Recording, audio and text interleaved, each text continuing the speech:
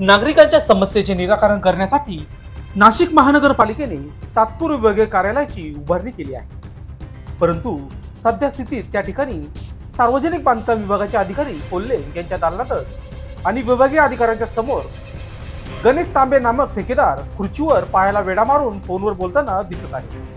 खरं तर शासकीय कार्यालय म्हटलं म्हणजे नियम व अटी यांची मर्यादा असते, परंतु ठेकेदार महाशयांनी शासकीय कार्यालयाच्या नियम व अटी धाब्यावर बसून त्या ठिकाणी आपली छाप पडलेली दिसत आहे. या विभागातले अधिकारी ठेकेदारांना जवळ धरून आर्थिक मोहमाया जमवतात अशी देखील चर्चा नागरिकांमध्ये सुरू आहे. तसेच या सर्व प्रकारांमध्ये विभागीय अधिकारी अंबादास गरकळ यांचे सर्रासपणे दुर्लक्ष दिसून येत आहे.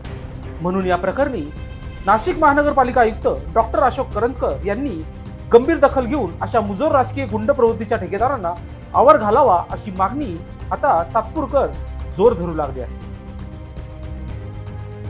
लोकशास्त्र न्यूजसाठी बंटी आढाव, सातपूर.